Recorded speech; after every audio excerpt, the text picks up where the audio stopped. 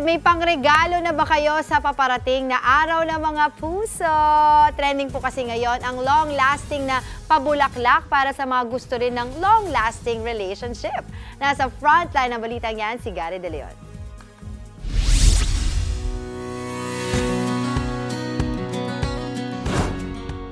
Hindi pa sumasapit ang love month, pero abala na si Sheila May sa pagsaayos ng mga bulaklak para sa Valentine's Day. Ang naggagandang bouquet in-order daw online sa kanyang flower store. Hindi naman daw malalanta ang mga bulaklak dahil dried o preserved na ang mga ito.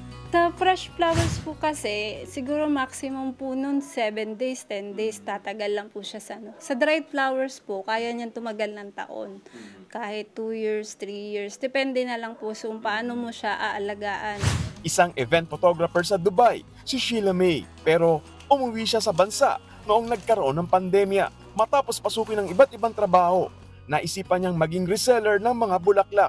Ako po, nag-umpisa po talaga ako wala pong puhunan. Ang ginagawa ko po noon is, pupunta po ako dun sa flower shop, pipicturean ko siya, tapos isisend ko sa client, tapos pag okay si client, babayaran niya sa akin, saka ako kukunin yung product.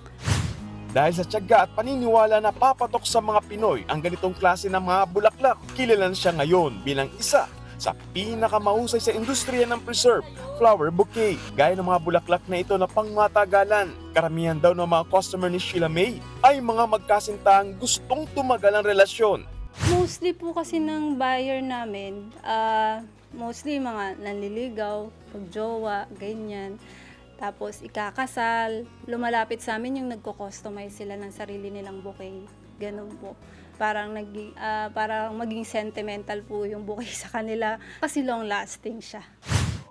Ang bawat bouquet arrangement na tulad nito ay nasa 2,000 pesos ang presyo.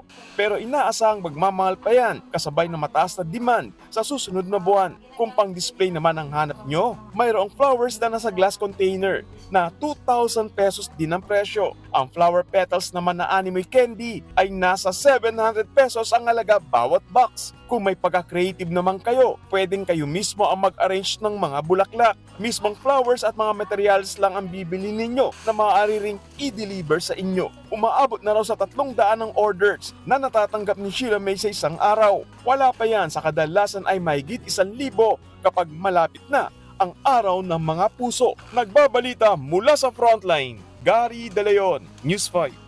Mga kapatid, Dimples Romana po, kumpletuhin ang inyong umaga ng mga kwentong puno ng inspirasyon. Salubungin po ang bawat araw ng may ngiti at pag-asa. Kaya't mag-subscribe na po at mag-follow na sa aming social media pages ng News 5.